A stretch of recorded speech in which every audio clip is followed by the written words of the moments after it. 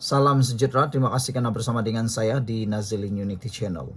Laporan di Harapan Daily ini cukup menarik perhatian kita semua. Baru-baru ini PAS kalah teruk dalam PRK Air Kuning.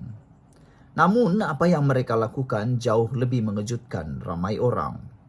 Talqin Kunut Nazilah yang dibacakan PAS semasa kempen pilihan raya, hina Islam, kata tajuk Harapan Daily ini.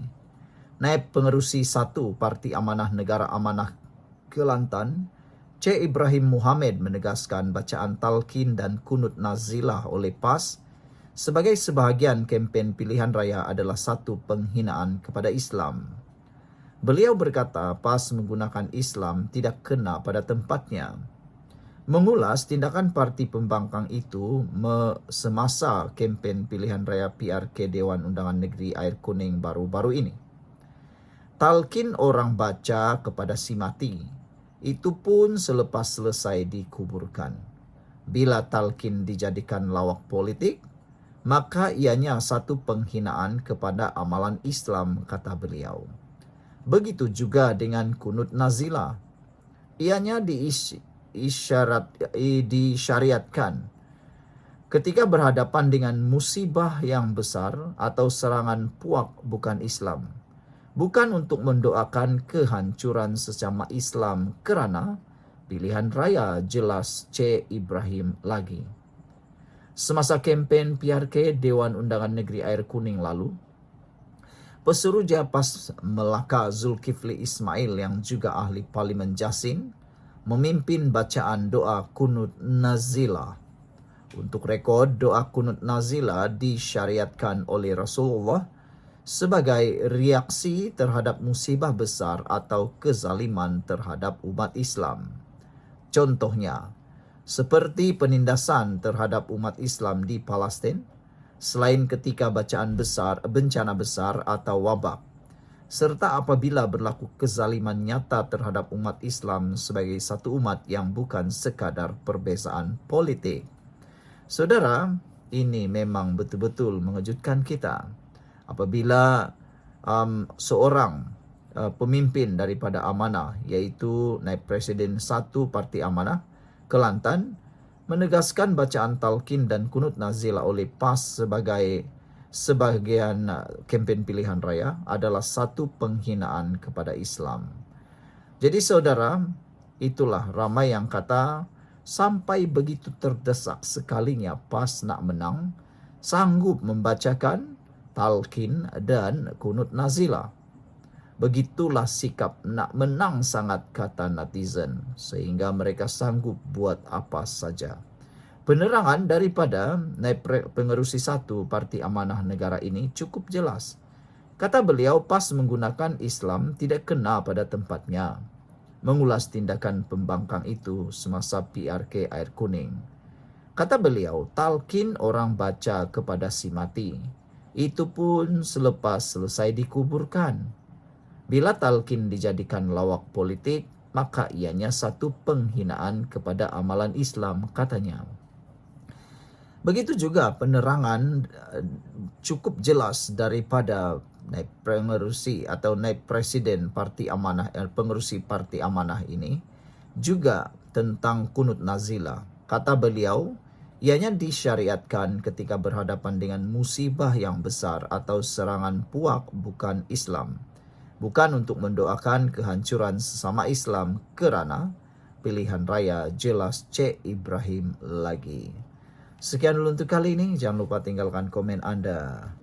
Salam sejahtera. Terima kasih karena bersama dengan saya di Nazilin Unity Channel. Akhirnya, SPRM umum keputusan sebenar membabitkan video rasuah adun Sabah.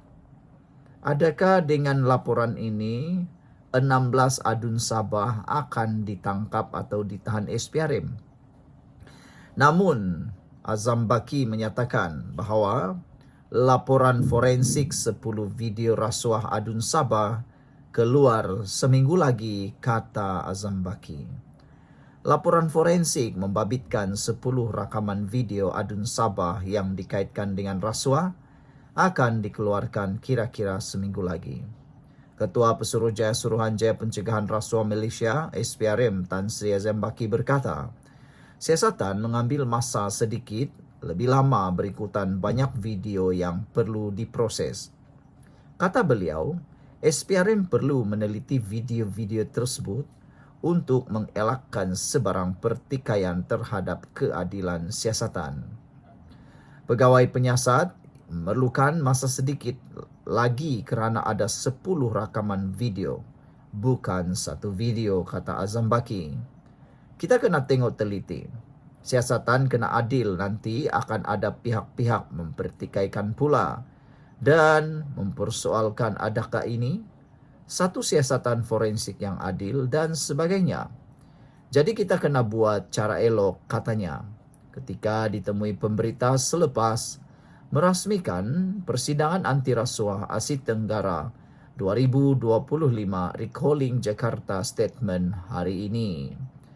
Sebelum ini, Azambaki memaklumkan 10 video yang dikemukakan kepada SPRM berhubung dakwaan rasuah melibatkan adun Sabah sedang dianalisis. Saudara, hari ini juga kita digemparkan dengan berita adun sura mahu saman Dr. Zulkarnain kerana dakwa dia hina agung. Adun sura Terengganu, Dr. Tengku Muhammad Fakhruddin berkata, beliau sedang membuat kajian untuk mengambil tindakan terhadap Peguam Perlembagaan Dr. Zulkarnain Luqman.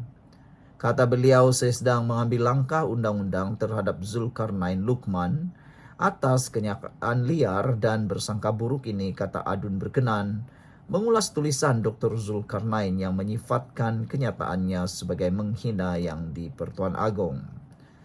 Muhammad Fakhruddin menegaskan bahawa tuduhan yang mengaitkan beliau dengan perbuatan menghina yang di-Pertuan Agong adalah satu tuduhan yang sangat berat, tidak berasas, bersifat jahat dan berniat jahat. Peguam Zulkarnain Luqman secara terbuka telah membuat kenyataan yang memberi gambaran seolah-olah saya menghasut rakyat untuk mengurangkan kepercayaan kepada institusi Raja-Raja Melayu.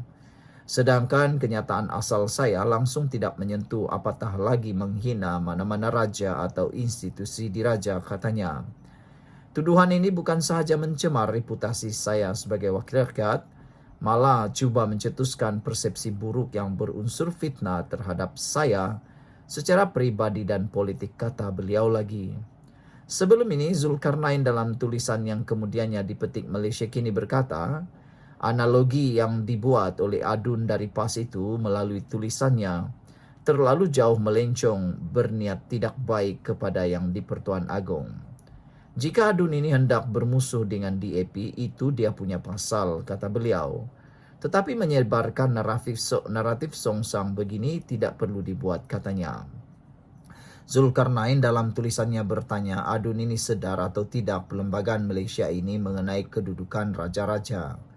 Adun ini sedar atau tidak kedudukan Melayu dan Perlembagaan Malaysia ini jauh lebih kuat daripada Perlembagaan Singapura. Dalam Perlembagaan Malaysia ini, kesemua jawatan penting dalam kerajaan seperti Perdana Menteri, Menteri, Ketua Polis, Panglima Tentera, Ketua Hakim, Peguam Negara dan banyak lagi jawatan penting, kerajaan semuanya perlu mendapat perkenan yang di-Pertuan Agong dan Majlis Raja-Raja. Katanya dalam Perlembagaan Singapura tiada peruntukan berkaitan yang di-Pertuan Agong atau Majlis Raja-Raja. Adun ini sedar atau tidak bahawa sebarang pelanggaran perlembagaan itu adalah suatu perkara yang serius dan boleh dikenakan tindakan undang-undang sama ada secara sivil atau jenayah. Tulisan adun ini adalah memperkecilkan kuasa dan kedaulatan yang di-Pertuan Agong dan Majlis Raja-Raja, seolah-olah adun ini menganggap YDPA dan Majlis Raja-Raja ini boleh diperkotak-katikkan oleh kuasa politik. Tulisan sebegini adalah satu cenderung kepada perbuatan menghasut rakyat untuk mengurangkan kepercayaan rakyat kepada YDPA dan Majlis Raja-Raja. Adun ini sudah melampaui batas undang-undang dalam bersuara. Tindakan undang-undang patut dikenakan ke atas adun ini, kata Zulkarnain. Sekian untuk kali ini, jangan lupa tinggalkan komen Anda.